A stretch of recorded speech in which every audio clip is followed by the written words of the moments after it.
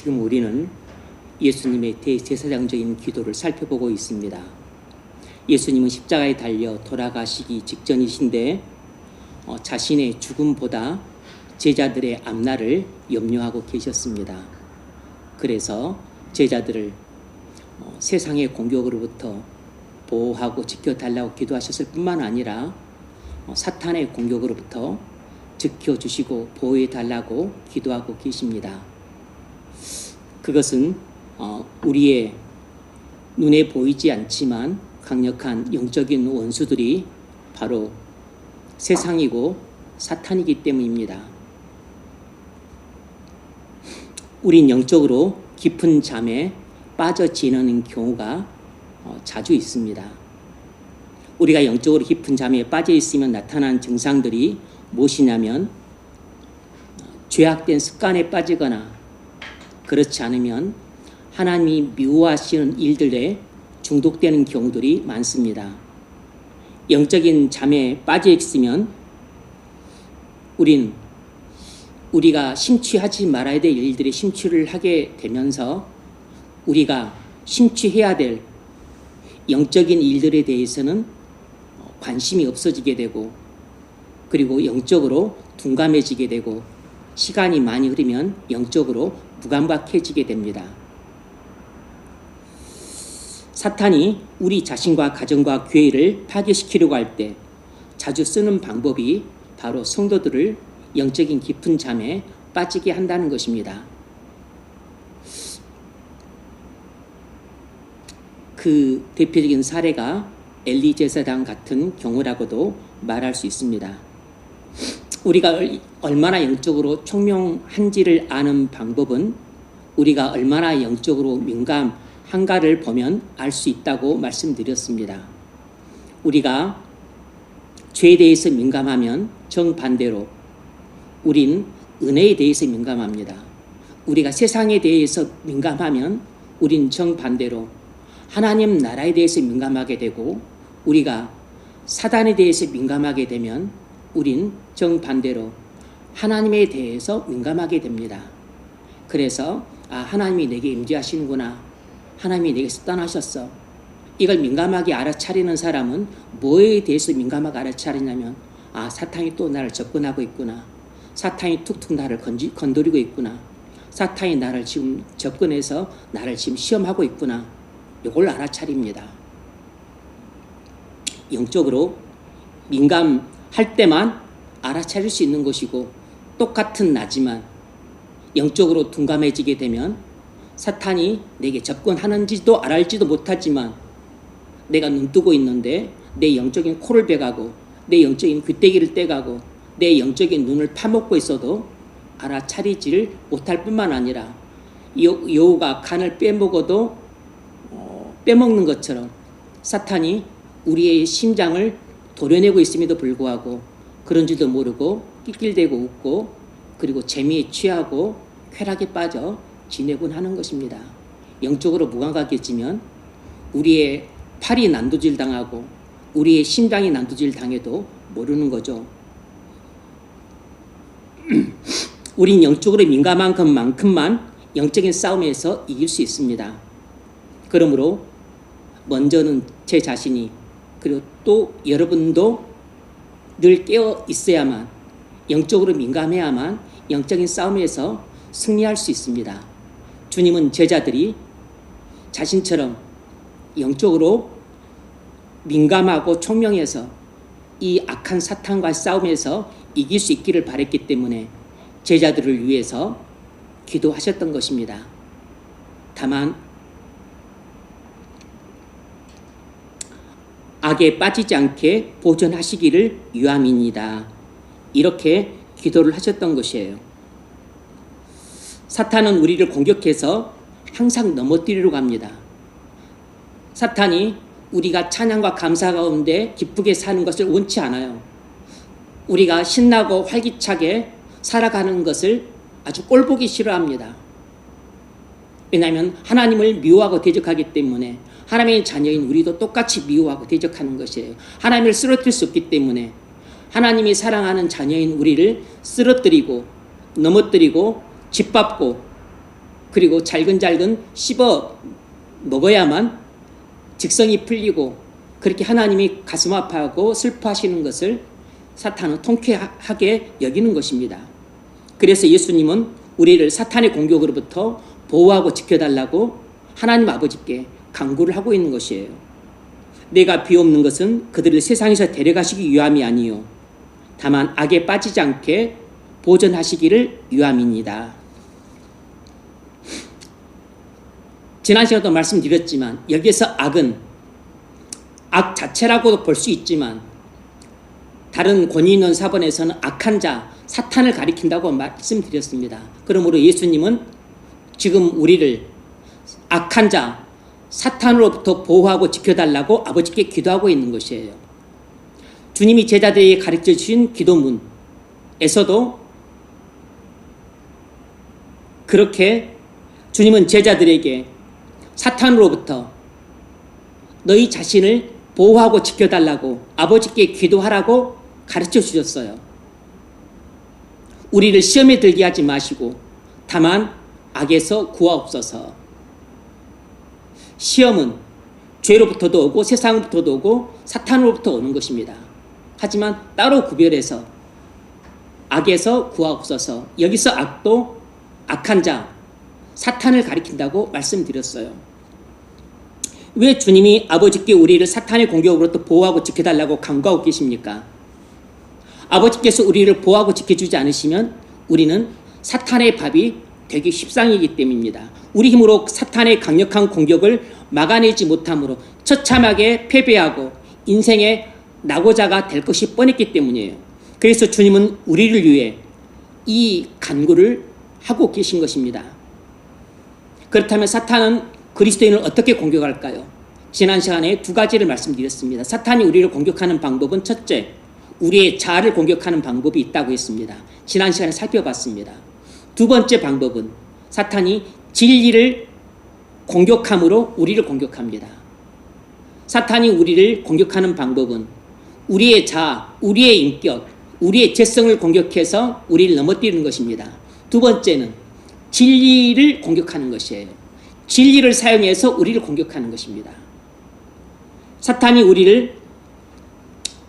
사탄이 진리를 공격함으로써 우리를 공격하는 방법에는 한 몇 가지가 있는데 오늘은 세 가지를 간단히 살펴보려고 합니다. 사탄이 진리를 공격하는 방법은 세 가지를 오늘 말씀드리려고 하는데 사탄은 진리를 공격함으로써 우리를 무너뜨리려고 해요. 사탄은 진리를 공격함으로써 우리 개인을 무너뜨리거나 우리 가정을 파괴시키거나 그리고 교회를 무너뜨리려고 합니다. 그럼 사탄은 진리를 어떻게 공격해서 우리를 무너뜨리려고 하는가? 첫 번째는 사탄은 거짓 교훈으로 우리를 공격합니다. 거짓 교훈으로 우리를 공격해요. 사탄은 모든 거짓의 아비입니다. 그래서 사탄은 항상 거짓 선생으로 나타나서 거짓 교훈을 우리에게 가르쳐 주므로 우리를 무너뜨리려고 합니다. 언제부터 그랬을까요? 태초부터 그랬습니다. 에덴 동산에서부터 사탄은 아담과 하와를 진리를 공격함으로써 아담과 하와를 무너뜨렸어요. 창세기 2장을 보면 하나님이 아담에게 말씀하셨습니다. 여호와 하나님이 사람에게 명하여 이르시되 동산 각종 나무의 열매는 네가 임의로 먹되 선악을 알게 하는 나무의 열매는 먹지 말라. 내가 먹는 날에는 반드시 죽으리라. 이것이 진리입니다. 동산 중앙에 있는 모든 나무의 실과는 네가 먹으면 영생을 받지만 그러나 선악과를 알게 하는 나무를 먹지 마라. 선악과를 먹으면 네가 정말로 죽을 것이다. 이렇게 말씀하셨어요. 하나님 말씀은 진리죠. 요한복음 17장 17절에서 주님이 말씀하셨죠. 아버지 말씀은 진리입니다. 오직 하나님 말씀만 진리예요. 진리란 반드시 그대로 성취된다는 것입니다. 1 플러스 1은 2예요. 뭐 이것도 수학적 진리를 할 수 있습니다. 두 점 간의 최단거리는 직선입니다. 우리는 보통 이것을 공리라 그래요. 하지만 이것조차도 맞지 않을 때가 있습니다. 왜냐하면 우주 공간에서는 또 공간이 휘기도 하잖아요. 그러니까 두 점 간의 최단거리가 직선이 아닐 수도 있는 것입니다. 하지만 지구상이든 우주든 어디든 간에 항상 변함없이 그대로 적용되는, 그대로 성취되는 말씀은 진리밖에 없는 것이에요. 시대 장소를 불문하고 지구든 달이든 화성이든 아니면 우리 은하계 밖이든 간에 온 우주 안에서 반드시 그대로 성취되는 진리는 하나님 말씀밖에 없습니다. 그래서 하나님 말씀만이 진리인 것이에요.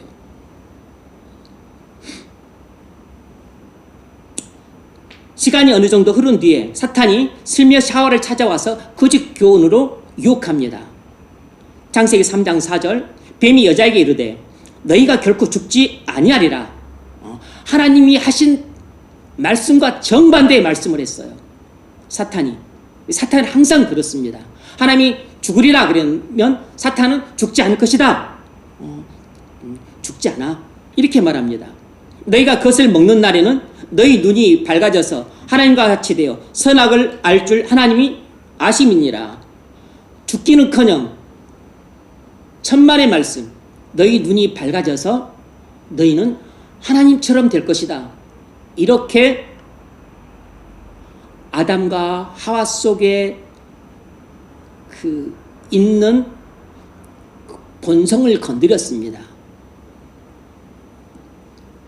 하나님은 선악과를 먹으면 죽는다고 말씀하셨는데 사탄은 정반대로 죽지 않고 오히려 하나님과 같이 될 것이라고, 하나님과 같은 영광을 얻게 될 것이라고 아주 그럴듯하게 그들의 본성을 건드리면서 거짓말로 부추겼습니다. 하나님은 진리를 가르쳤는데 사탄은 거짓 교훈을 가르쳤어요. 이처럼 사탄은 항상 슬며시 거짓 교사로 찾아와서 우리를 거짓 교훈으로 유혹을 합니다.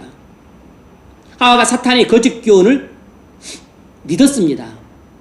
문제는 믿었다는 것이에요. 믿자마자 하와의 마음이 전적으로 타락을 하게 됩니다.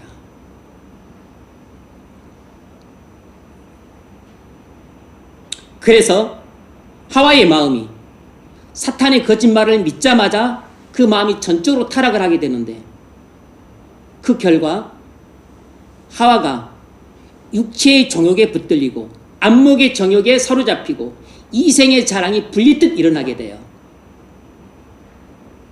그것을 성경은 이렇게 묘사합니다. 여자가 그 나무를 본즉 선악과를 볼 때 저것은 먹어서는 안 돼, 이렇게 두려움과 경계로 예전에는 받았었는데 그 마음이 타락해서 육체의 정욕과 안목의 정욕과 이생의 자랑이 분리듯 일어나게 되자 이게 완전히 눈이 뒤집혔습니다. 어떻게 보이냐면 보암직, 먹음직도 하고, 육체의 정욕이죠. 먹음직도 하고, 예전에는 그걸 먹을 생각조차 안 했습니다. 왜냐하면 두려웠기 때문에. 그런데 마음이 전적으로 타락을 하게 되자 육체의 정욕이 분리듯 일어났어요.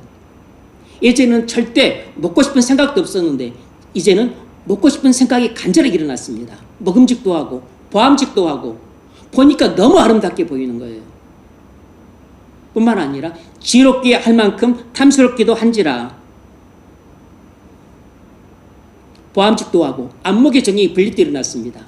지혜롭게 할 만큼 탐스럽기도 한 나무인지라 이생의 자랑이 분리듯 일어났어요. 그리고 자기가 먼저 죄를 짓고 남편도 죄를 짓도록 유도를 했습니다. 여자가 그 열매를 따먹고 자기와 함께 있는 남편에게도 주매 그도 먹은지라. 여러분, 부부 중에 한 명이 죄를 짓게 되면 꼭 다른 배우자도 죄를 짓도록 그 배우자가 유도를 합니다. 왜냐하면 부부는 한 몸이기 때문이에요. 그래서 부부가 경건하게 살려면 어느 한쪽만 경건해 가지고는 안 되는 것입니다. 양쪽이 다 경건해야 되는 것이에요. 아무리 내가 경건해도 이 사람이 불경건하다면, 아무리 경건하더라도 이 불경건한 배우자와 안 살 수 없기 때문에 그가 하는 품은 생각에도 영향을 받고, 하는 말에도 영향을 받고, 그가 하는 행동에도 영향을 받고, 그가 짓는 죄, 자기만 짓는 것을 끝나지 않고 꼭 다른 사람한테 그 죄를 짓도록 유도를 하고 이끌고 잡아당깁니다. 이건 뭐 약간 다른 이야기는 하지만 제가 육고기를 건강을 위해서 일부러 안 먹습니다. 그러니까 안 먹는다고 이제 제 고등학교 동창들을 만나서 지리산에서 하룻밤 묵을 때 뭐 어디 그냥 뭐 오겹살인가 먹으러 갔어요. 뭐 저는 이제 안 먹으니까 그냥 된장국 주는 거 있다가 이제 김치에다 이제 먹었는데 뭐 김치가 맛있어서 뭐 그냥 반찬도 별 필요 없었습니다. 안 먹는다는데 꼭 오겹살을 상추 싸가지고 친구가 제 입에 집어넣어줘요. 뭐 이제 뭐 먹기를 바라는 마음도 있겠지만 안 먹는다면 내버려두면 되는데 꼭 집어넣어줘요. 부부도 그런 것입니다. 나중에 하나님이 아담을 책망하자 아담은 하나님과 아내를 원망했습니다. 아담은 아내가 자기를 유도해서 이렇게 그렇게 죄를 지었다고 변명을 하면서 이렇게 말해요. 아담이 이르되 하나님이 주셔서 나와 함께 하신 여자, 지금 하나님을 원망하고 있는 거죠. 하나님이 하와를 내게 안 줬더라면 내가 그런 죄를 안 지었을 텐데 당신이 줬잖아요. 당신이 줬잖아요. 당신이. 하나님을 원망하고 있습니다. 그가 그 나무 열매를 내게 주므로 자기 아내 하와를 원망합니다. 내 아내가 열매를 내게 주므로 내가 먹었나이다. 하와와 아담이 사탄의 거짓 교훈을 믿고 설득당함으로써 하나님이 분명하게 말씀하신 진리를 믿지 않고 사탄의 거짓 교훈을 받아들였습니다. 그러므로 말미암아 아담과 하와의 하나님에 대한 신뢰관계가 깨지고 저주 형벌을 받고 하나님 나라에서도 쫓겨났어요. 여호와 하나님이 에덴 동산에서 그를 내보내어 근원된 땅을 갈게 하시니라. 이같이 하나님이 그 사람을 쫓아내시고 하나님이 아담과 하와를 에덴 동산에서 쫓아냈다는 얘기는 하나님이 하나님 나라에 살고 있던 아담과 하와를 하나님 나라에서 내쫓았다는 뜻입니다. 그리고 하나님은 아담과 하와로부터 떠나신 것이에요. 예전과 같은 신뢰관계를 가질 수 없어요. 이제는 아담과 하와가 하나님 말씀을 믿지 않고 사탄의 말씀을 믿었으므로 하나님과의 신뢰관계가 깨졌고 하나님과의 사랑의 관계가 깨졌고 하나님에 대한 존경의 관계가 깨져버린 것입니다. 하나님과 아담과 하와의 모든 인격적인 관계가 다 무너져 내려버렸어요. 그 일을 누가 했죠? 사탄이 한 것입니다. 무엇으로 했죠? 거짓 교훈으로 아담과 하와를 속여서 아담과 하와와 하나님과의 모든 인격적인 관계를 한순간에 무너뜨려 버린 것입니다. 우리는 한순간에 하나님과의 관계가 완전히 무너질 수 있는 것이에요. 뿐만 아니라 아담과 하와 부부 사이의 관계도 다 깨져버렸습니다. 아담과 하와 사이에 신뢰 관계가 깨졌습니다. 아담과 하와 사이의 사랑관계가 얼마나 깊었습니까? 아담은 하와를 보고서 내 뼈 중에 뼈요 살 중에 살이라 그랬습니다. 자신이 가장 소중하게 여기는 존재요, 가장 끔찍하게 사랑하는 존재라고 여겼었는데 아담과 하와 사이에 그 신뢰관계가 깨지고 그리고 사랑의 관계가 다 깨지고 그리고 서로 존경하는 관계도 다 깨져버렸습니다. 이제는 아담과 하와 사이에 서로 미워하고 서로 원망하고 서로 불신하고 그리고 서로 갈등하고 반목하는 관계가 되어버렸어요.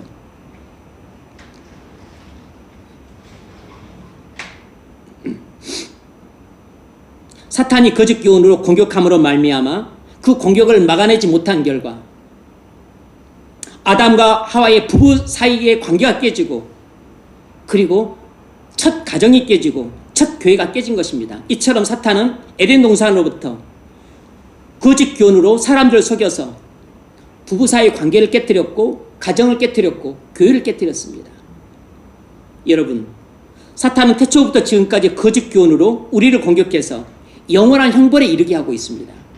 아담과 하와가 각자 하나님과 관계가 깨져서 하나님 나라에서 쫓겨남으로 모든 복락을 상실하고 불행에 빠졌어요. 부부가 서로 원망하고 불신하고 미워하게 되므로 가정이 불행해졌습니다. 여러분, 우리가 사탄의 거짓 교훈을 분별 못하고 속는 것은 결코 작은 일이 아닙니다. 우리는 사탄의 존재를 별로 의식하지 않고 살아갈 때가 많습니다. 심지어 목사인 저조차도 그럴 때가 있어요. 사탄의 존재를 의식하지 못한 채 그렇게 사는 때가 있습니다. 영적으로 둔감할 때 그런 일이 일어나는 거죠.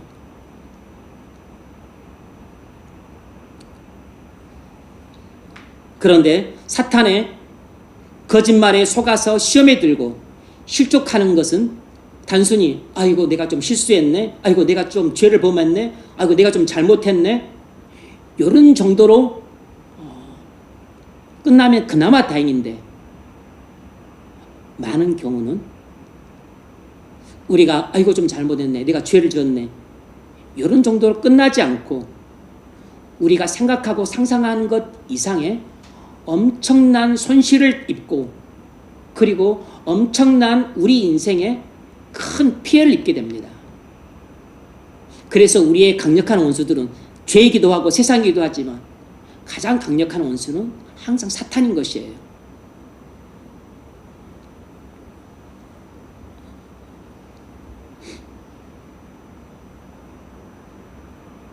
우리가 사탄의 교훈을 분별 못하고 속게 되면 우리도 아담과 하와처럼 하나님과의 인격적인 관계가 다 깨져버립니다.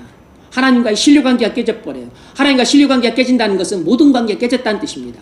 하나님과 사랑관계가 깨져버려요. 그러면 나에 대한 하나님의 사랑은 변치 않지만 마치 하나님께서 나를 사랑하지 않는 것처럼 나는 하나님의 사랑을 느낄 수가 없어요. 그리고 또 예전처럼 하나님이 내게 부어주시던 그런 은혜를 내가 못 받게 됩니다. 하나님이 나를 사랑하지 않으셔서가 아니고 내 죄로 말미암아 하늘문이 닫혀서 하나님이 내게 주시는 은혜를 내가 받을 수 없는 형편이 되는 것입니다. 만일 여러분이 사탄의 거짓 교훈에 속아서 또 거짓말에 시험당해서 여러분이 죄를 지었다면, 만일 지금 똑같은 말씀을 들어도 만일 하나님과 친밀한 관계가 형성된 사람은 말씀을 똑같이 받으면서 마음문이 열려서 100배의 열매를 맺는데, 누구는 자기 죄 때문에 마음문이 닫혀서 객과 같은 마음 상태가 되기 때문에 열매를 맺지 못하고 여러분 마음밭에 떨어진 하나님 말씀을 사탄이라고 하는 새가 와서 쪼아먹어버리는 것입니다.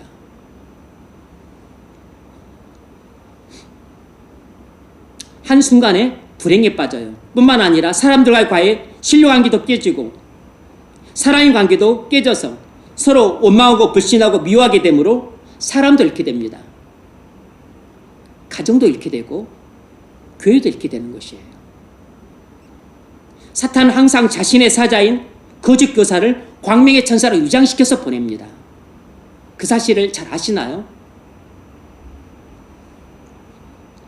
사탄의 거짓 교훈을 가장 잘 전하는 사람이 누구냐면 세상의 철학자들이나 또 뭐 세상의 무슨 정치가들이나 또 세상에 유명한 어떤 학자들이 아니고, 사탄의 교훈을 우리에게 가장 잘 전해서 우리에게 가장 치명적인 그러한 타격을 입히는 사람이 누구냐면 바로 사탄의 사자이지만 광명의 천사로 위장해서 들어오는 목사들이에요. 목사들. 존 메가더 목사님은 이렇게 설교하신 적이 있습니다. 조엘 오스틴을 인용하면서, 조엘 오스틴은 긍정의 힘이라는 책에서 이렇게 말했습니다. 존 메가더 목사님 설교예요. 조엘 오스틴은 긍정의 힘이라는 책에서 이렇게 말했다는 것입니다. 하나님은 지금이 당신 인생의 최고의 순간이 되길 원하십니다. 오스틴이 한 이야기예요. 행복, 성공, 성취. 사람들은 이런 것을 통해서 지금 최고의 인생을 사는 법을 배웠습니다. 조엘 오스틴이 긍정의 힘이라는 책에서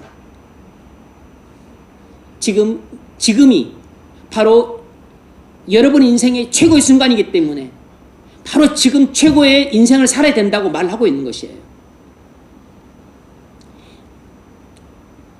존 맥아도 목사님 설교입니다. 이 책에서 나오는 원리를 적용해 보면 여러분은 지금부터 인생 최고의 나날을 살기 시작할 겁니다. 이게 사탄의 음성이 아니면 무엇이겠습니까? 사탄이 하는 말이 아닙니까? 현재를 즐겨. 지금 먹고 마시고 놀고 즐겨. 이게 전부야. 이 책에는 그리스도가 전혀 언급되지 않습니다. 사탄은 잠깐 동안 죄악의 쾌락을 줍니다. 당신이 하나님의 자녀라면 용서받았고 천국 갈 자라면 지금 생애는 최고가 될 수 없습니다. 물론 지금의 삶도 좋지만 아직 최고는 아닙니다. 이렇게 설교하셨어요. 여러분, 조엘 오스틴 목사는 여러분 중에 잘 모르시는 분들도 꽤 있겠지만 그분은 지금 미국에서 최고로 잘 나가는 엄청 유명한 목사님입니다. 그분 부친도 목사님이셨어요. 존 오스틴 목사라고. 자기 부친은 교회를 개척해서 한 6천 명 정도로 키웠습니다. 그 6천 명 정도 큰 그 대형 교회를 자기 넷째 아들이었던 조엘 오스틴에게 물려주었습니다. 그런데 조엘 오스틴은 신학을 전공하지 않았고 방송학을 전공한 사람이에요. 전혀 신학을 공부하지 않은 사람입니다. 자기 넷째 아들에게 물려줬어요. 그런데 이 조엘 오스틴 목사는 자신이 전하는 메시지의 핵심에 대해서 이렇게 말합니다. 내가 사람들이 알기 원하는 것은 하나님은 우리 모두에 대해 우리가 상상하는 이상으로 큰 계획을 갖고 계시고 우리가 지금의 자리에서 최선을 다하고 하나님에 대한 신실함을 지킬 때 그 계획을 이루신다는 것입니다. 이렇게 말합니다. 그냥 그런가? 이렇게 넘기기 쉬운데 전혀 진리가 아니에요. 성경은 이렇게 말씀하신 적이 없습니다. 특별히 하자가 없어 보이는 말씀 같지만 얼핏 보면 분별하기 어려워요.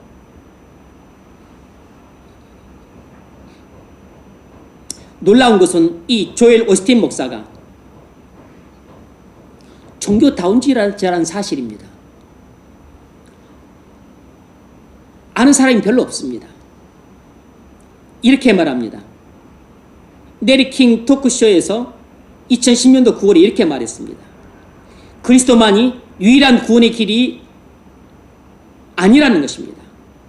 모든 종교를 통해서도 구원받을 수 있다고 말했습니다. 조엘 오스틴 목사는 종교다운주의자예요. 그런데도 불구하고 지금 교인이 얼마나 모인지 아세요? 주일에 5만 명이나 모여요. 그리고 방송 설교를 통해서 미국에서만 800만 명이 그의 설교를 듣고 있습니다. 전 세계적으로는 수천만 명이 그의 설교를 듣고 있어요.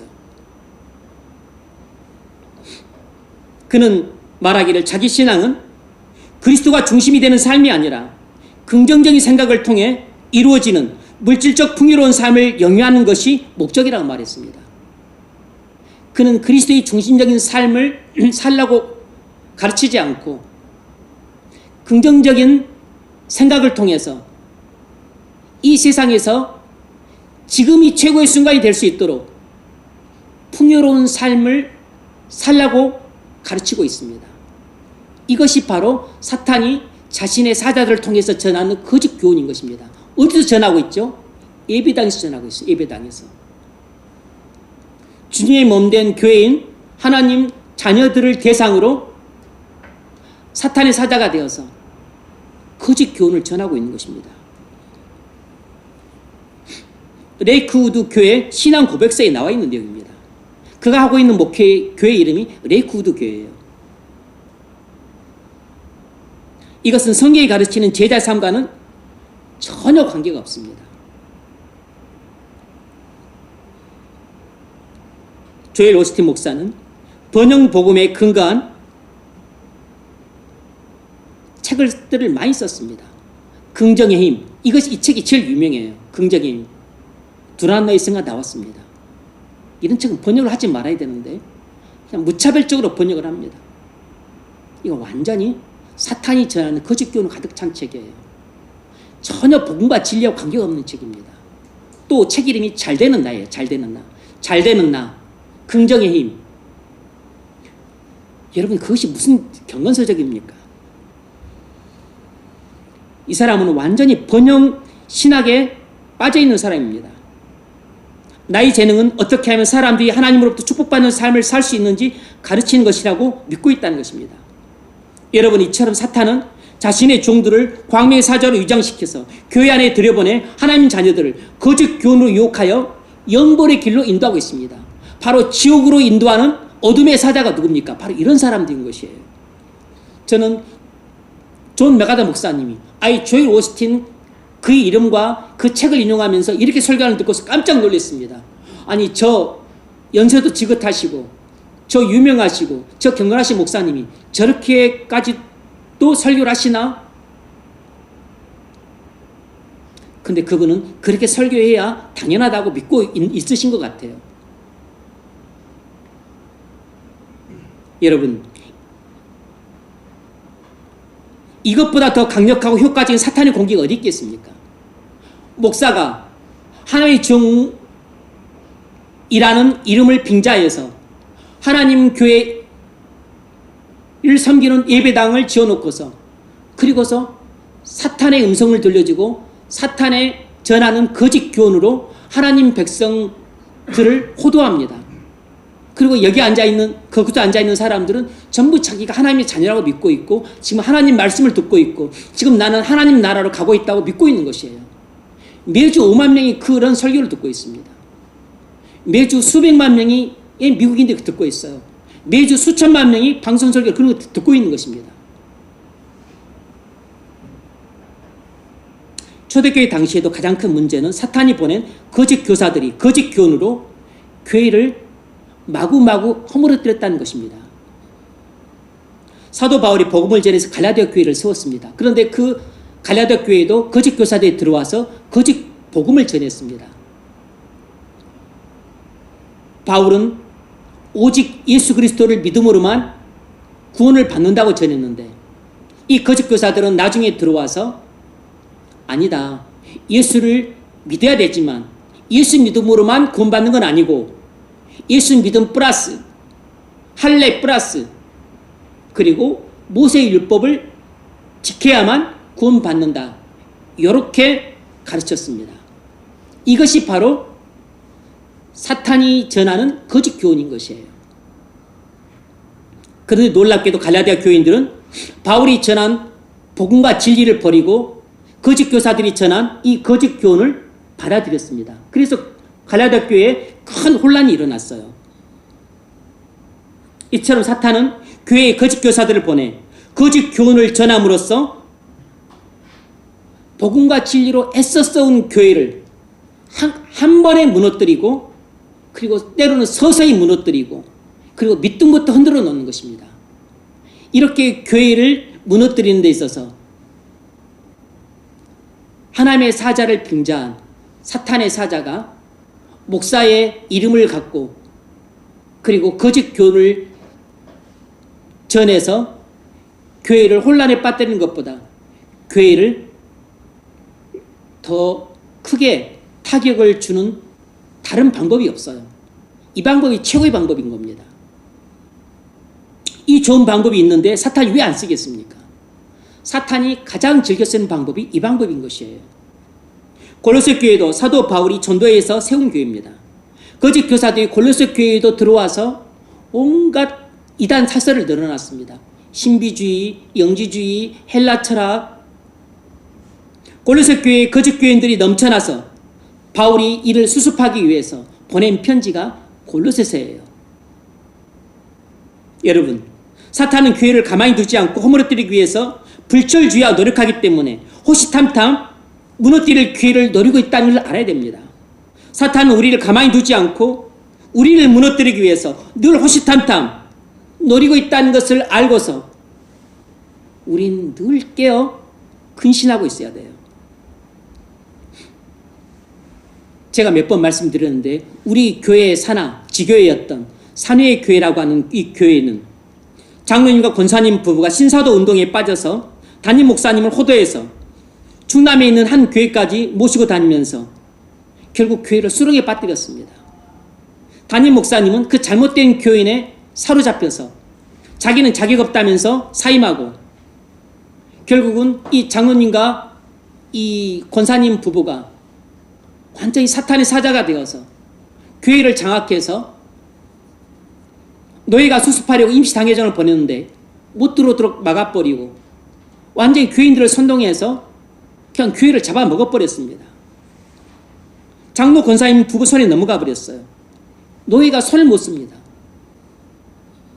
사탄이 이렇게 때로는 목사들을 주로 사용하지만 때로는 이런 장로님, 권사님 이런 사람들을 사용해서도 거짓 교훈으로 공격해서 교회를 무너뜨리곤 하는 것입니다. 우리가 몰라서 그렇지 이런 안타까운 현실들이 우리 주변에 얼마나 넘쳐나는지 모릅니다. 우리 개신교, 우리 교단만 그런 것이 아니에요. 로마 교회는 황창현 신부라는 인기 강사가 있습니다. 여러분 뭐 들어보셨는지 모르겠어요. 이분이 엄청난 인기 강사로서 주로 행복론에 대해서 강연을 하고 다니시는데 대부분은 성당에서 하시지만 때로는 일반 사회나 대학이나 어디 또 단체나 TV에 나왔을 때 이런 강연을 하시는 분이세요. 신부님이 자신의 인생의 원칙은 이것이라고 말씀하신 적이 있습니다. 그달에 번 돈은 그달에 다 써라. 그달에 번 돈은 그달에 다 써라. 이것이 자신의 인생의 원칙이라는 것입니다. 사람은 먹고 마시고 놀아야 사람답게 살 수 있다. 사람이 먹고 마시고 놀지 않으면 사람답게 살 수 없다. 맨날 애들한테만 돈 쓰지 말고 건강할 때 놀러 다니고 여행 다녀라. 다리 떨릴 때 여행 다니러 가지 말고 가슴 떨릴 때 여행 다니러 가라. 자식 한 명 대학까지 보내는데 2억 5천 든다. 2명 보내면 5억 든다. 그런데 부부가 노후 준비하려면 5억이 든다. 그러니까 자식들 대학 보내려고 하지 말고 당신도 노후 준비나 해라. 이렇게 말씀하시면 성당에 앉아있는 많은 여자들이 주로 50대, 60대, 70대 분들이세요. 연세가 지긋하게 드신 분들이라고. 그러면 이 여자 교우들이 깔깔대고 웃고 그렇게 좋아합니다. 박장대소를 하면서 막 얼굴이 한박꽃이 피면서 그렇게 좋아들 하세요.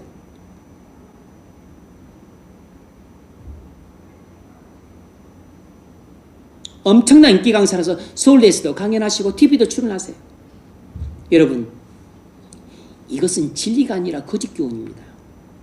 이것은 하나님 말씀이 아니라 사탄의 거짓말이에요. 이것은 하나님 나라의 복음이 아니라 세상 나라에서 널리 유행하고 있는 완전히 잘못된 가르침입니다. 왜 신부님이 이런 거짓 교훈을 전하고 다니겠습니까? 그건 하나님의 종이 아니라 사탄의 종이기 때문이에요. 저는 로마 교회를 매도하거나 그 신부님을 매도하려고 하는 게 아니에요. 저는 개인적으로는 그분의 유머를 또 좋아하기도 하고 그리고 그분 인격적으로 되게 좋으신 분 같아요. 아주 포근하고 따뜻하고 너그럽고. 저는 그분의 인격을 비난한 게 아닙니다. 그분의 가르치는 가르침이 잘못된 가르침, 사탄의 가르침이라는 것을 지적할 뿐인 것이에요. 왜 그분은 하나님의 종이 아니라 사탄의 종이죠? 그분이 바로 종교다운주의자입니다. 그분이 자기 입으로 직접 이렇게 말씀하셨습니다. 예수만 믿는다고 구원받는 게 아니다. 구원의 길은 여러 가지다. 구원의 길은 하나가 아니고 여러 가지다. 예수만 믿어야만 구원받는다고 말하는 것은 그건 독선이다. 구원의 길은 하나가 아니고 여러 가지다. 로마 교회가 종교다운주의로 포용하고 있다는 것은 알고 있습니다. 뭐 모든 신부님들이 다 종교다운주의자인지는 모르겠고 또 아니겠지만 신부들 중에는 종교다운주의자가 많습니다. 근데 로마 교회는 그걸 다 허용을 해요.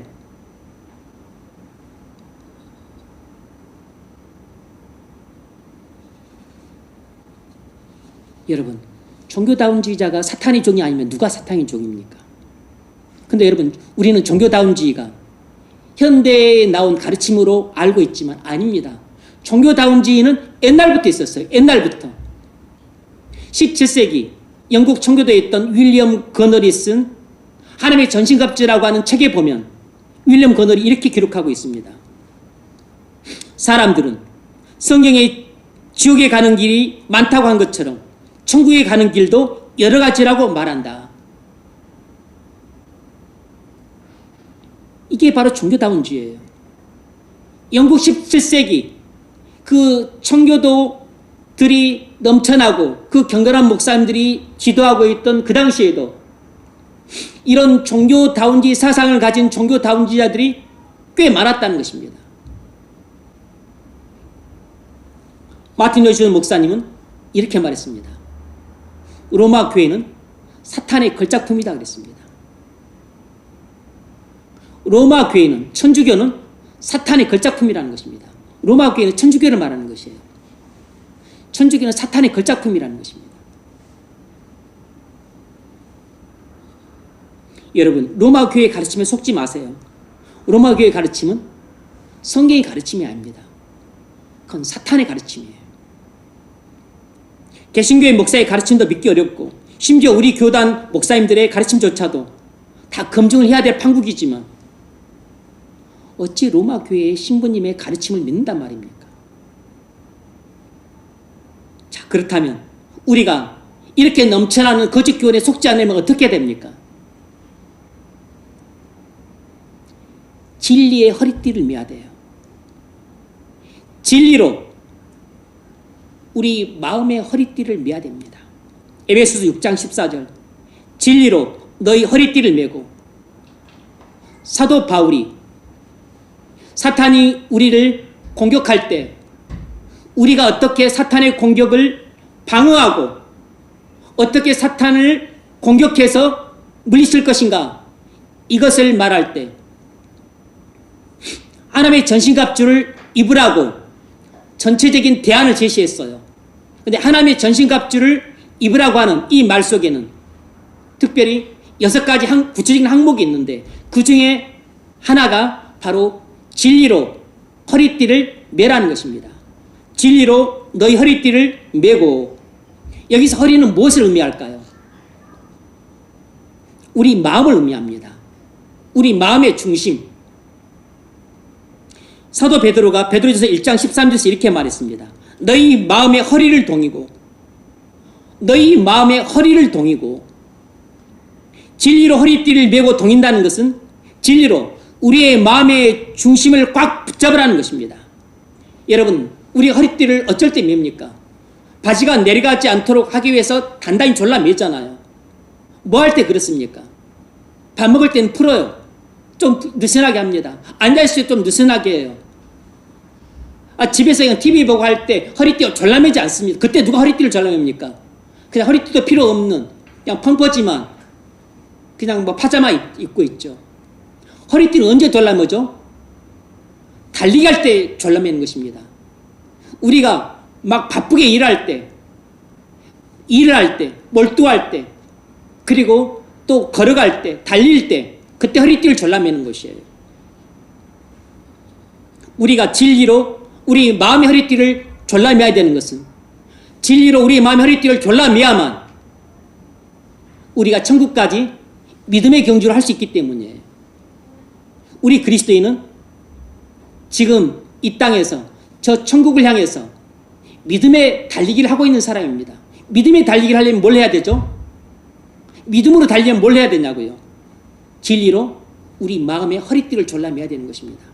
진리로 마음의 허리띠를 졸라매지 않고 풀어놓고 있는 사람, 아예 진리 허리띠 자체도 매지 않고 펑퍼치마 파자마를 입고 있는 사람은 절대로 천국까지 믿음의 달리기를 할 수가 없어요. 그 사람은 그냥 소파에 앉아서 죽고 말 겁니다. 여러분 진리로 마음의 허리띠를 매고 있으십니까? 날마다 진리로 마음의 허리띠를 매시기 바랍니다. 그래야만 날마다 흔들리지 않고 천국에 이르기까지 믿음의 경주를 할 수 있습니다. 날마다 진리로 허리띠를 매는데 게으른 사람은 진리에 순종했다가 불순종했다가 순종했다가 불순종했다가를 반복하면서 갈팡질팡하며 살게 됩니다. 우왕좌왕하며 살게 돼요. 우리가 진리로 허리띠를 매지 않은 채 풀어 제끼고 아예 진리 허리띠를 풀어버린 채 살게 되면 어떻게 될까요? 그러면 그 사람은 바람에 나는 겨와 같이 거짓 교훈을 따라서 세상의 풍조에 밀려 지옥으로 날아가 버리고 맙니다. 진리의 허리띠를 매지 않고 그냥 날마다 풀어 적기고 살고 아예 진리의 허리띠를 빼버리고 그렇게 살게 되면 아담과 하와처럼 사탄의 거짓 교훈에 속아서 넘어가게 됩니다. 내가 결코 죽지 아니하리라. 너희가 그것을 먹는 날에는 너희 눈이 밝아져 하나님과 같이 되어서 선악을 알 줄 하나님이 아심이니라. 이 사탄의 거짓말에 우리도 속아 넘어가는 것이에요. 여자가 그 나무를 본즉 먹음직도 하고 보암직도 하고 지혜롭게 할 만큼 탐스럽기도 한 나무인지라. 여자가 그 열매를 따먹고 자기와 함께 있는 남편에게도 주매 그도 먹은지라. 이렇게 되면 자신도 망하고 가정도 망하는 것입니다. 하나님의 종이 아니라 사탄의 종인 목사들이 전하는 교훈에 속게 됩니다. 진리 허리띠를 매지 않고 풀어 제껴버리고 아예 그것을 그냥 풀어버린 채 허리띠 자체도 없이 그냥 파자마 같은 것만 입고 그렇게 살게 되면 하나님의 종을 가장한 사탄의 종인 목사들이 전하는 거짓 교훈에 속게 돼요. 하나님은 지금이 당신 인생의 최고의 순간이 되길 원하십니다. 행복을 쟁취하십시오. 성공을 쟁취하세요. 당신이 하고 싶은 일을 꼭 성취하시기 바랍니다. 지금이 최고의 인생입니다. 현재를 즐기십시오. 지금 먹고 마시고 놀고 즐기세요. 지금이 우리 인생의 최고의 순간입니다. 이런 거짓말에 속게 되는 것이에요. 우리가 이렇게 살게 되면, 우리가 이런 거짓말에 속아서 살게 되면, 우리가 이렇게 살고 싶기 때문에 우리 이런 거짓말이 너무 달콤하게 들리고 그리고 맞다고 고개를 끄덕입니다. 그렇게 신부님이 말씀하시는 그 거짓 교훈에 수많은 대부분의 여자 성도들이, 거기는 또 남자 성도들은 할아버지도 계시는데 고개를 끄덕이면서 웃는 낯으로 박수를 치고 박장대소하고 한바구음을 지면서 그 말씀을 다 받아들입니다. 그들이 어디로 가겠습니까? 이러면 지금 당장은 재밌어도 장차 하나님 앞에 섰을 때 공포에 똥오줌을 저리게 될 겁니다. 유명한 강사들의 이런 말에 속지 마세요. 그달에 번 돈은 그달에 다 쓰십시오. 사람은 먹고 마시고 놀아야 사람답게 살 수 있습니다. 사람이 먹고 마시고 놀지 않으면 사람답게 살 수 없어요. 맨날 얘들한테 돈 쓰지 말고 건강한테 놀러 다니세요. 다리 떨릴 때 여행 다니러 가지 말고 가슴 떨릴 때 여행 다니세요. 저는 여행 다니지 말라고 하는 게 아닙니다.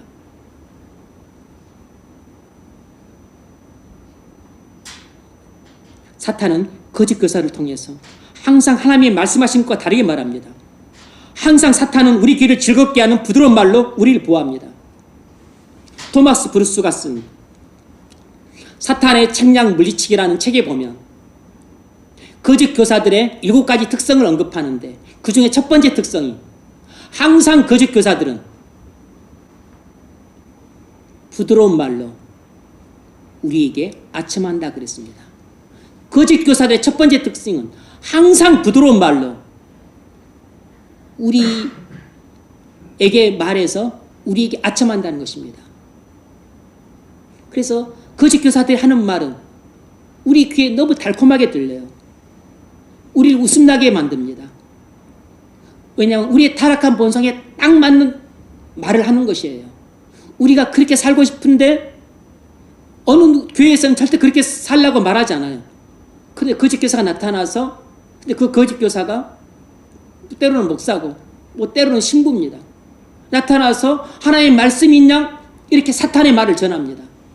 그 사람들은 이게 좀처럼 못 들어오는 말이야. 너무 신선한 말이고 새로운 말입니다.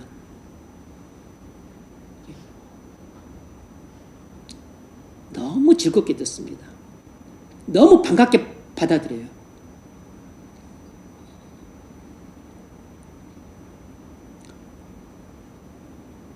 사탄이 하와에게 이 말을 했었을 때 사탄의 말이 하와에게 얼마나 달콤하게 들렸겠습니까? 선악과를 먹어도 결코 죽지 아니하리라. 죽기는커녕 네 눈이 밝아져서 네가 하나님과 같이 되는 영광의 자리에 이르게 될 것이다. 이 말이 하와에게 얼마나 솔깃하게 들렸겠어요. 하와에게는 아마 들었을 때 이게 복음처럼 들렸을 겁니다. 야, 이게 완전히 신세계네? 이런 기쁜 소식이 있나? 그리고서 눈이 뒤집혀가지고 보니까 이것이 먹음직도 하고 보암직도 하고 지혜롭게 할 만큼 탐스럽게 보이게 된 것입니다. 눈이 뒤집힌 것이에요. 우리가 사탄이 하는 거짓말을 믿게 되는 순간 우리 마음의 눈이 뒤집힙니다. 뒤집히게 되면 절대 먹어서는 안 되고 봐서도 안 되고, 그리고 어리석게 보였던 것들이 눈이 뒤집히게 되면 그렇게 먹고 싶고 그렇게 보고 싶고, 그리고 그것이 나를 행복하게 해줄 것처럼 그렇게 보이는 것입니다. 뭐죠? 사탄이 하는 말은 항상 우리 귀에 달콤하게 들려요. 사탄이 하는 말은 항상 우리 마음에 부드럽게 들립니다.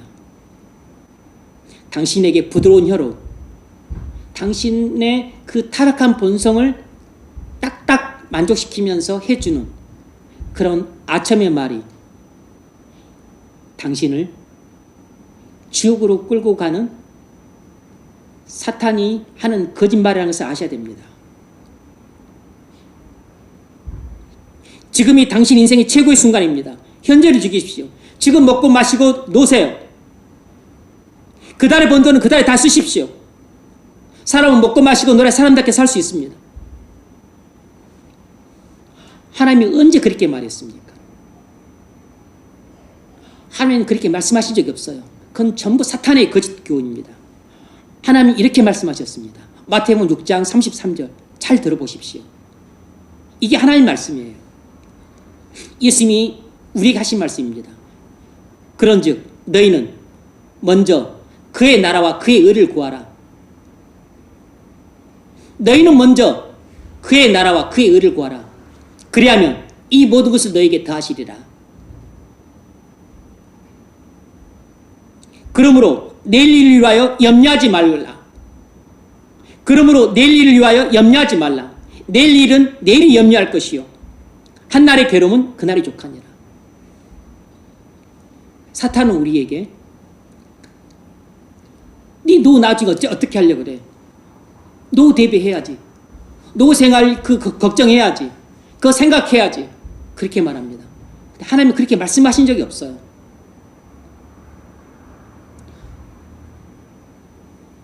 지금 우리가 부자든 가난하든 나이가 30이든 40이든 60이든 70이든 간에 너희는 먼저 그의 나라와 그의 의를 구하라. 이렇게 말씀하셨어요. 그리하면 이 모든 것을 너희에게 더하시리라.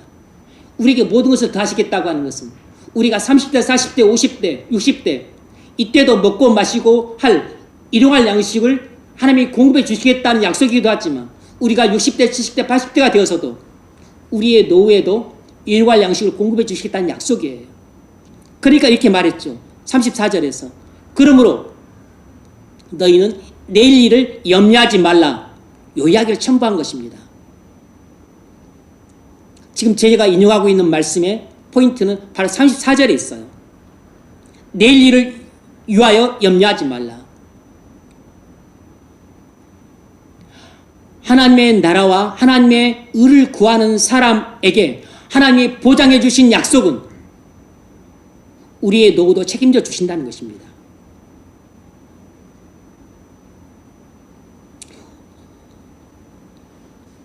만일 우리가 하나님을 믿지 않고 우리가 우리 힘으로 우리 자식들의 장래까지 염려하고 아이고 저놈이 공부 저렇게 안 하는데 나중에 어떻게 먹고 살고 저놈이 지금 저렇게 또 뭐 대학을 가네 못 가네 저렇게 하는데 저가 나중에 어떻게 또 사람 구실할고 그거 완전 쓸데없는 걱정입니다. 그거 완전히 하나님을 완전히 불신하는 것이에요. 그건 사탄의 교훈에 완전 속아 넘어간 것입니다. 하나님이 언제 자식 공부 걱정하고 그리고 대학 직장 걱정하고 나중에 장미 걱정하라 그랬습니까?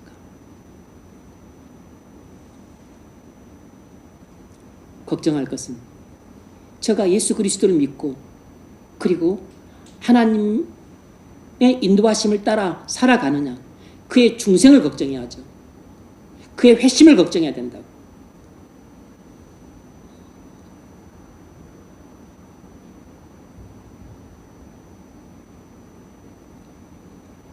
우리가 진리로 마음의 허리띠를 졸라매고 살지 않으면 사탄이 전하는 이런 가르침에 현혹되어서 보이지 않게 서서히 무너지게 돼요. 날마다 우리가 진리로 마음의 허리띠를 메고 산다면 우린 그리스도 안에 심겨진 뿌리 깊은 나무가 되어서 사랑과 희락과 화평의 열매를 맺을 뿐만 아니라 찬양과 감사와 그리고 웃음이라고 하는 푸른 잎사귀도 맺게 될 것입니다. 여러분이 마음으로 진리를 꽉 붙들어 매십시오. 그렇게 되면 성숙한 그리스도인으로 살 수 있게 될 겁니다. 마태복음 4장은 사탄의 시험과 이에 대한 적절한 방어를 보여주는 교과서 같은 본문이라고 지난 시간에 말씀드렸어요. 사탄은 예수님을 두 가지로 시험했습니다. 첫 번째는 예수님의 자아를 공격했어요. 그것이 사탄이 마태복음 4장에 나오는 첫 번째 시험과 세 번째 시험이 예수님의 자아를 공격한 것입니다. 돌을 떡덩이가 되게 하라. 육체의 정욕을 자극한 것이죠. 네가 내게 절하면 내가 천하만국과 그 영광을 나한테 줄 것이다. 이 세계의 자랑을 공격한 것입니다. 사탄이 예수님을 공격한 두 번째는 진리를 공격한 것이에요. 그게 두 번째 시험입니다. 두 번째 시험. 두 번째 시험이 사탄이 진리로 예수님을 공격하고 있는 것이에요. 사탄이 진리로 예수님을 이렇게 공격합니다. 마귀가 예수를 거룩한 성으로 데려가다 성령 꼭대기에 세우고 이르되 네가 만일 하나님의 아들이거든 뛰어내리라. 기록되었으되 시편 91편 11절 말씀을 인용하고 있는 겁니다. 그가 너를 위하여 그의 사자들을 명하시리니 그들의 손으로 너를 받들어 발이 돌이 부딪히지 않게 하리로다 하였느니라. 예수께서 이르시되 또 기록되었으되 주 너의 하나님을 시험하지 말라 하였느니라. 사탄이 시편 91편 11절 말씀을 인용했지만 그 지택에 적용해서 진리로 예수님을 공격했습니다. 참으로 교활한 공격이에요. 그러자 예수님이 신명기 6장 16절 말씀으로 사탄이 하는 진리로 공격하는 것을 방어하고 공격했습니다. 또 기록되었으되 주 너의 하나님을 시험하지 말라 하였느니라.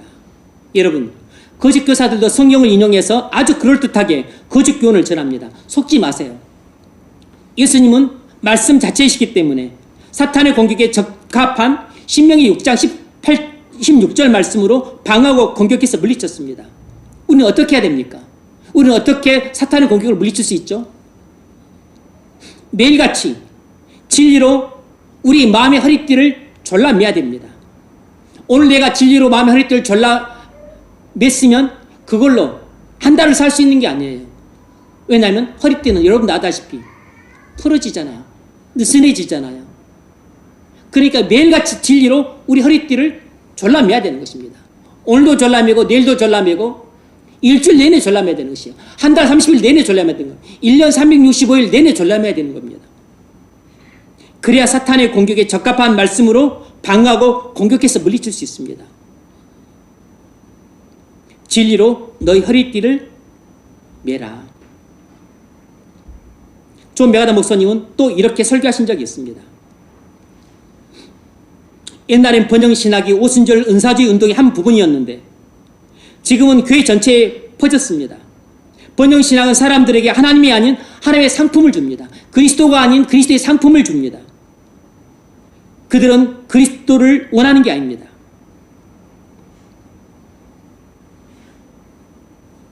여러분, 이처럼 사탄은 은사주의나 번영신학이라는 거짓교훈으로 우리를 공격해요. 먼저 목사를 공격하고, 그래서 허물어지고 넘어진 목사를 통해서 교인들을 공격합니다. 저를 통해서 여러분을 공격해요. 예수를 믿으면 부자가 됩니다. 이렇게 거짓교훈으로 공격합니다. 예수 믿으면 다 부자가 되나요? 물론 예수를 믿으면 가난했던 사람이 부자가 된 사람이 많습니다. 그건 우리나라만 보더라도 알 수 있어요. 여러분, 불과 100년 전에는 우리나라 찢어지게 가난했습니다. 100년도 갈 필요 없어요.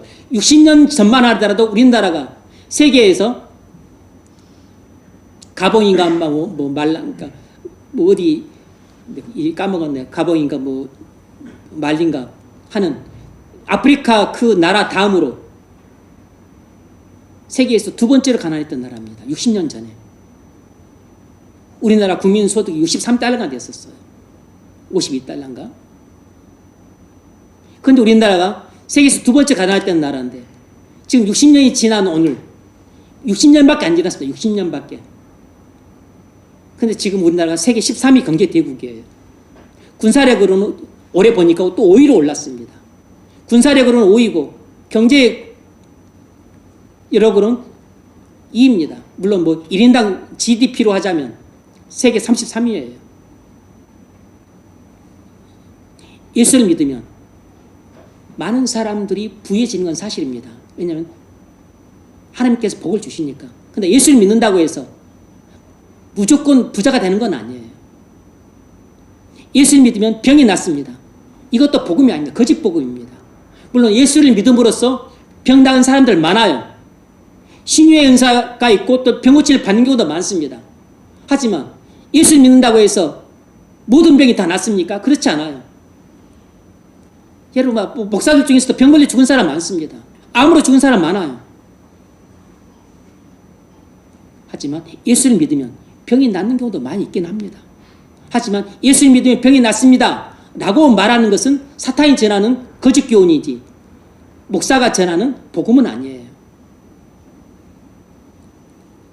예수를 믿으면 남편 사업이 성공하고 자식들 공부 잘하고 그리고 가정이 행복해질 것입니다. 성경은 그렇게 말한 적이 없습니다.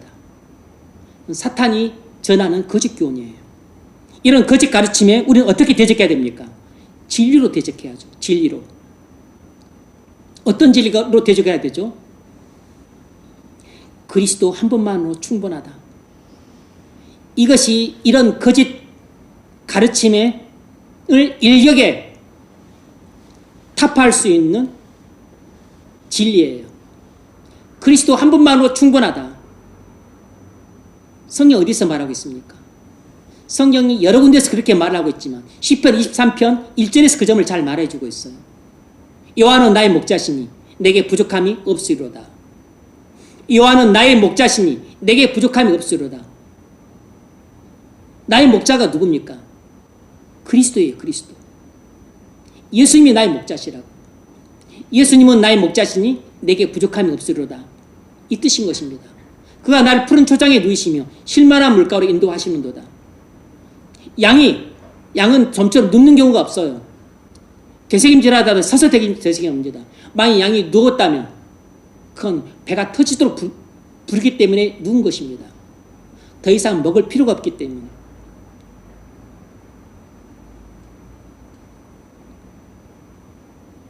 내 영혼을 소생시키시고 자기 힘을 위하여 나를 의의 길로 인도하시는도다. 나를 의의 길로 인도하시고 천국의 길로 인도하시는 선한 목자는 예수님 한 분인데 양은 선한 목자 한 분만으로 충분한 것입니다. 우리의 선한 목자가 누굽니까?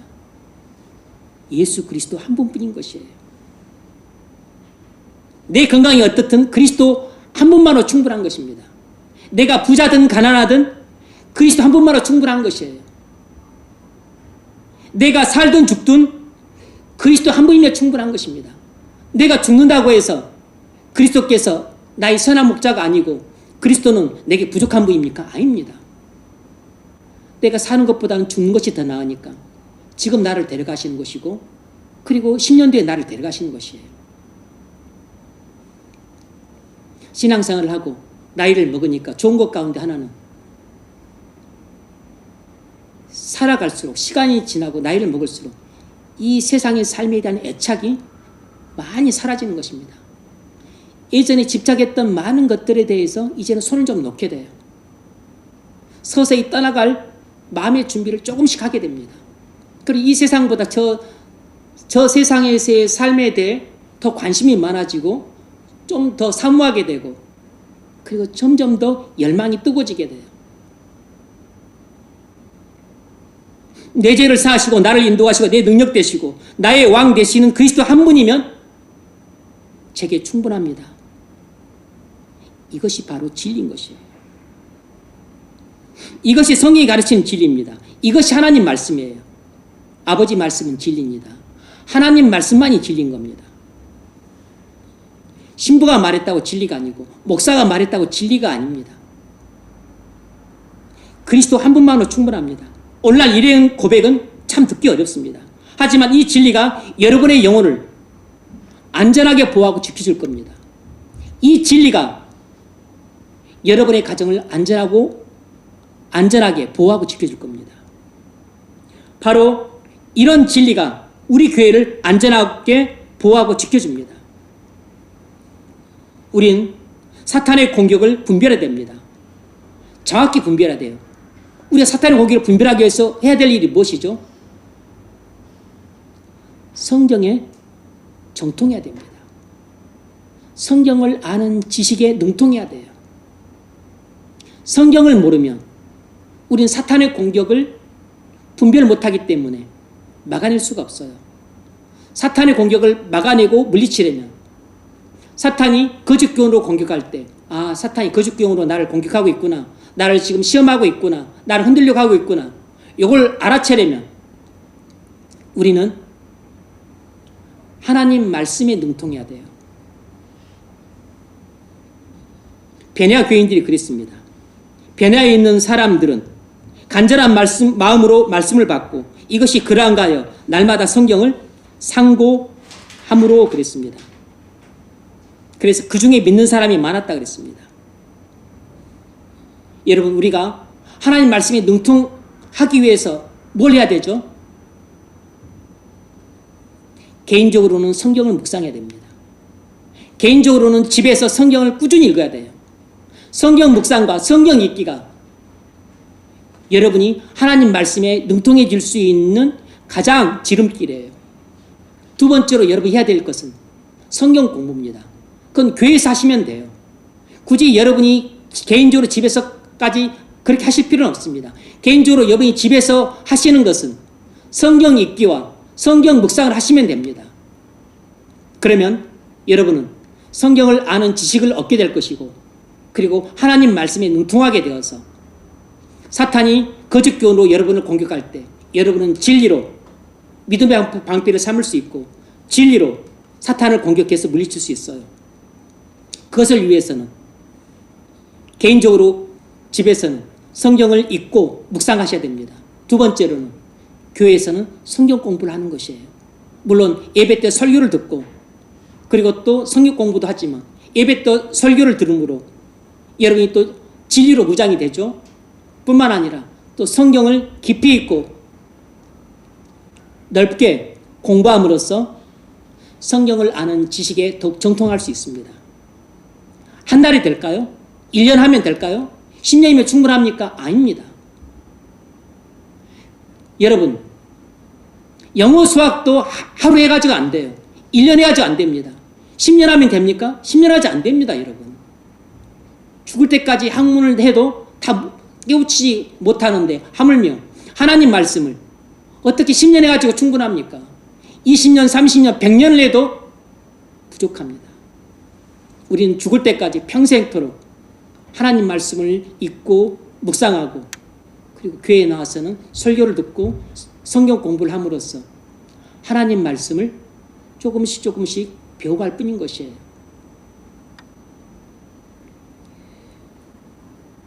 시간이 많이 지났지만 좀 빨리 하고 마무리하겠습니다. 두 번째로 사탄이 진리로 우리를 공격해서 무너뜨리는 두 번째 방법은 세속적 지혜와 세속적 방법입니다. 첫 번째 방법은 거짓 교훈을 전하는 것이라 그랬습니다. 두 번째 방법은 세속지혜와 세속적 방법이에요. 사탄은 우리가 세속지혜와 세속적 방법을 의지해서 우리가 하는 일을 성공하도록 유도시킵니다. 이것이 사탄이 진리를 공격하고 우리를 공격하는 방법이에요. 바울은 고린도에서 사탄에게 시험을 받았습니다. 사탄은 바울에게 세속적 지혜와 세속적 방법을 사용해서 고린도 교회를 부흥시키도록 유도했습니다. 이 헬라 사람들은 철학과 수사학을 좋아하잖아. 그런데 네가 철학과 수사학은 네 전공 분야잖아. 잘됐다. 네가 철학과 수사학을 사용해서 설교를 하면 아마 이 사람들이 엄청 좋아할 거야. 그렇게 설교만 해봐. 사람들이 무척 교회로 모일 거라고. 사탄이 바울에게 이렇게 시험을 했습니다. 하지만 바울은 사탄의 교묘한 시험을 강파하고서 단호하게 진리로 물리쳤습니다. 고린도전서 2장 1절. 형제들아 내가 너에게 나아가 하나님의 증거를 전할 때, 이 말은 내가 너에게 설교할 때 이 말이에요. 말과 지혜의 아름다운 것으로 아니하였나니. 무슨 말이죠?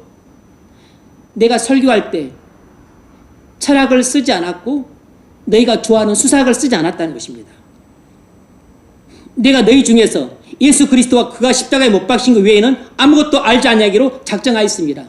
내가 철학이나 수사학을 의지해서 설교해서 너희가 막 좋아하고 환호하고 그래서 너희 귀에 달콤한 그런 말을 내가 전하려고 하지 않았다. 나는 철학도 수사학도 내가 능통했지만 나는 그런 것을 일체 쓰지 않았고 나는 오직 십자가 복음만 전했다. 4절. 내 말과 내 전도함이 설득력 있는 지혜의 말로 하지 아니하고. 무슨 말이죠? 내가 철학과 수사학을 사용해서 이런 세속적 지혜와 세속적 방법을 사용해서 너희들에게 훨씬 설득력 있는 설교를 해보려고 그런 시도를 안 했다는 것입니다. 그럼 어떻게 설교했다는 것입니까? 오직 성령의 능력 있는 역사만 의지해서 설교했다는 것이에요. 다만 성령의 나타남과 능력으로 하여. 왜 그랬죠? 믿음은 말을 잘하고 말을 지혜롭게 한다고 해서 생기는 것이 아니고 성령이 역사할 때만 생기기 때문이라는 것입니다. 5절. 너희 믿음이 사람의 지혜에 있지 아니하고 다만 하나님의 능력이 있게 하려 하였노라. 지금은 돌아가신 분인데 캘리포니아에 로버트 슐러라고 크리스탈 교회를 개척해서 세웠던 분이 있습니다. 이분은 적극적 사고방식으로 아주 유명하신 분이세요. 이분은 로만 빈센트 필 목사님의 영향을 크게 받았습니다. 로만 빈센트 필이라고 여러분이 자기 개발서인데 여러분들이 아마 잘 알 겁니다. 아주 유명한 책이에요. 이분들은 다 심리학의 영향을 받아서 이분들 심리학자들이고 그리고 심리학을 적극적으로 채용한 분들입니다. 이 로버트 슐러 목사는 이 적극적 사고방식을 채용해서 난 할 수 있다. 우리는 할 수 있다 하면서 선풍적인 인기를 끌었습니다. 교회를 개척했는데 3만 명이 모였어요. 수정 같은 예배당을 짓고 모든 것을 최고로 꾸몄습니다. 최고의 파이프 오르간, 최고의 피아니스트, 최고의 지휘자, 최고로 유명한 설교자들을 매주 모셔서 설교하게 했고 최고로 유명한 그 사람들을 초청해서 간증하게 했습니다. 유명한 스포츠, 유명한 정치인, 유명한 영화인 이런 사람들을 불러서 간증하게 했어요. 아주 선풍적인 인기를 끌었습니다. 완전히 세속적 지혜와 세속적 방법을 의지해서 교회를 엄청 성장시켰습니다. 적극적 사고방식이라고 하는 세속적 지혜를 썼고 그리고 번영신학이라고 하는 세속적 방법을 동원해서 교회를 많이 부흥시켰습니다. 아들에게 물려줬어요. 그리고 또 그 아들은 자기 딸에게 물려줬습니다. 결국 로버트 슐러 목사의 손녀가 시간이 흘러서 그 교회를 맡아서 담임했는데 그 교회 완전히 폭삭 무너졌습니다. 지금은 로마 교회에 팔려버렸어요. 그 건물이. 로마 교회에 팔려버렸습니다. 이름 자체가 크리스탈 교회예요. 수정같이 지었다고, 수정같이. 여러분, 우리가 성공적인 인생을 살고 싶어 합니다. 사탄은 이걸 알기 때문에 우리가 세속적 지혜와 세속적 방법을 의지하면 성공적인 인생을 살 수 있다고 속입니다. 속삭여요.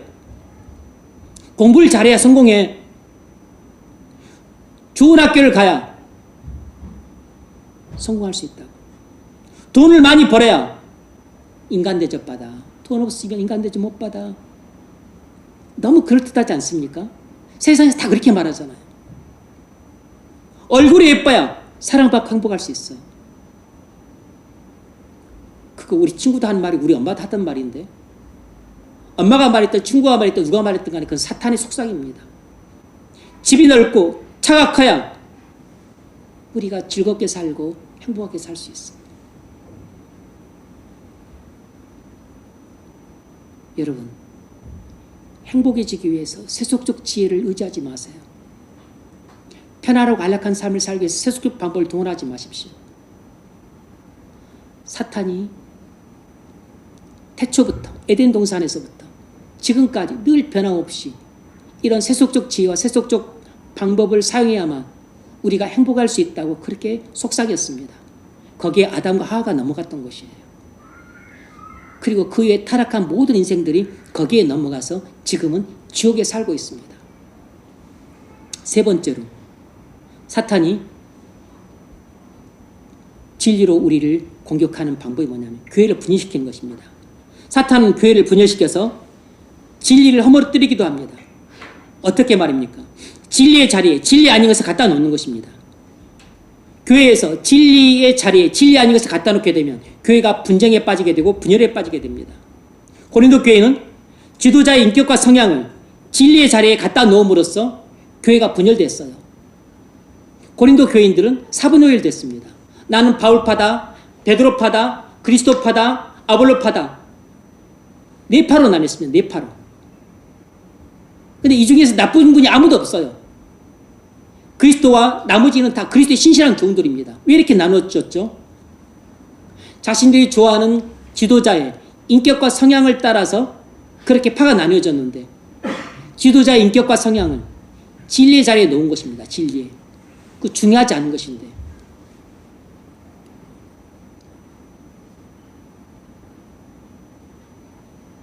뿐만 아니라 고린도 교회는 성령의 은사를 신앙의 최고 기준으로 삼았습니다. 신앙의 최고 기준은 성령의 은사가 아니죠. 신앙의 최고의 기준은 충성입니다. 충성. 헌신이에요. 헌신. 누가 얼마만큼 자기를 부인하고 자기 십자가에 지느냐, 이것이 제자도예요. 헌신도가 신앙의 최고의 기준입니다. 근데 이들은 무슨 은사를 받느냐를 갖고 누가 신앙이 좋냐 나쁘냐를 따졌습니다. 그래서 분쟁이 일어났고 분열이 일어났어요. 여러분, 우리가 어떤 사안에 대해서 서로 견해가 다를 수 있는데, 이런 서로 다른 견해 차이를 이용해서 사탄은 교회를 다투게 만들고 분열케 만듭니다. 묵상을 어떻게 할 것인가 방법을 놓고서 서로 의견이 달라요. 그래서 갈등하게 만들고 마찰하게 만들고 반목하게 만듭니다. 그래서 감정이 안 좋은 감정이 일어나게 만들고 서로 미워하고 싫어하게 만들어요. 분쟁이 만들고 분열케 만드는 겁니다. 우리가 수련을 갑니다. 겨울 수양에 또 뭐 여름 수양에 갑니다. 수양의 장소 어디를 갈 것인가? 서로 결의가 다를 수 있어요. 저녁 때 프로그램 뭐 할 것인가? 식사는 어디서 할 것인가? 뭘 할 것인가? 그건 별로 중요하지 않은 문제입니다. 그건 아주 하찮은 문제들이에요. 그건 진리가 아니에요. 이래도 되고 저래도 되는 문제입니다. 무엇이 좀 더 나은가, 뭐 좀 더 못한가, 이런 정도 차이고, 좀 적절할까, 적절하지 않을까, 이런 정도 차이입니다. 우리 교회에 문제도 있는 것이에요. 이런 의견 차이를 갖고 기분이 상하거나 감정이 상해서 상처를 받고, 그래서 목사님은 내가 말하는 것을 맨날 무시해. 목사님은 내 말을 들어주지 않아. 목사님은 내 말을 무시하면서 저 사람 말은 또 잘 들어줘. 자존심 상해. 마음의 상처를 받아. 반감을 품습니다. 하나도 중요하지 않은 문제를 가지고 이렇게 상처를 받았다 생각하고 무시당했다 생각하고 기분 나쁘다 생각을 합니다. 사탄은 이런 초계같이 가볍디 가볍고 티끌처럼 너무 사소한 그런 문제를 갖고서도 얼마든지 우리의 기분을 상하고 마음에 상처를 주고 그리고 내가 무시당했다고 느끼게 만듭니다. 이렇게 분쟁에 빠뜨리고 분열케 빠뜨려요. 이것이 바로 사단이 교활함 때문에 일어나는 교회의 분쟁이고 분열이에요. 말씀을 맺겠습니다. 사탄은 뱀처럼 교활합니다. 거짓 교훈을 전해서 우리를 공격합니다. 세속 지혜와 세속적 방법으로 우리를 공격해요. 비진리에 속하는 문제들로 서로 갈등하고 분쟁하고 분열케 만듭니다. 어떻게 해야 될까요? 우린 날마다 사탄의 공격을 받으면서 치열한 영적인 전쟁을 치르며 살고 있습니다. 어떻게 사탄의 공격을 막아야 될까요? 하나님의 전신갑주를 입는 방법밖에 없는 것입니다. 그래서 바울이 에베소 6장에서 우리에게 사탄의 공격을 막고 물리치려면 하나님의 전신갑주를 입으라고 그렇게 고민하고 있는 것입니다. 그러므로 에베소 6장 13절 하나님의 전신갑주를 취하라. 이는 악한 날에 내가 능히 대적하고 그 모든 일을 행한 이후에 서기 유함이라. 그러므로 그런즉 서서 진리로 너희 허리띠를 메고 뭐죠? 하나님의 전신갑주를 말할 때 맨 처음에 나왔던 게 뭐예요? 진리로 허리띠를 매라는 것입니다. 사탄의 공격을 막아내고 물리치려면 우리가 맨 먼저 해야 될 일이 뭐냐면 진리로 허리띠를 매는 것입니다. 그런즉 서서 진리로 너희 허리띠를 매고 의의 흉배를 입고 평안의 복음을 예배하는 신발을 신고 모든 곳에 미에도의 방패를 들고 이로써 능히 모든 악한 자의 불화살을 소멸하고 구원의 투구를 쓰고 성령의 급 하나님의 말씀을 가지라. 여러분 날마다 하나님의 전신갑주를 입으십시오. 출근하기 전에 하나님의 전신갑주를 입으세요. 그래야만 날마다 영적인 싸움에서 이길 수 있습니다. 사탄은 졸지도 자지도 않고 눈을 부릅뜨고서 우리를 쓰러뜨리고 넘어뜨리고 엎어치고 미치기 위해서 늘 호시탐탐 노리는 사자처럼 자기 밥이 될 사람을 찾습니다. 사자밥이 되지 마십시오. 사탄의 밥이 되지 마세요. 여러분이 사탄의 밥이 되어서 아가리 속에서 아작아작 씹히고 살점을 뜯기고 그리고 뼈를 발리는 그런 일이 일어나게 되면 목사도 못 따주고 부모도 못 따주고 아무도 못 따줍니다. 그때는 사탄의 밥이 될 수밖에 없는 것이에요. 우리가 할 수 있는 일은 사탄이 밥이 되지 않도록 의의 호심경, 의의 흉배를 입는 것입니다. 진리의 허리띠를 매는 것이에요. 구원의 투구를 쓰는 것입니다. 평안의 복음을 예배한 신발을 신는 것이에요. 믿음의 방패를 들고 살아야 됩니다. 매일같이 들고 살아야 돼요. 그 매일같이 성령의 검, 하나님의 말씀을 붙들고 그리고 매일같이 이렇게 살아야 되는 겁니다. 그래야만 사탄이 예수님을 시험했었을 때 예수님이 3번이나 너끈하게 물리쳤던 것을 물리칠 수 있는 것이에요. 사탄아 물러가라. 우리는 그리스도가 아니니까 그리스도 이문에 뭐하노니 사탄아 내게서 물러갈지어다. 이렇게 꼭 사탄을 대적함으로써 사탄의 공격을 완전히 물리칠 수 있기를 주의 이름으로 축원합니다.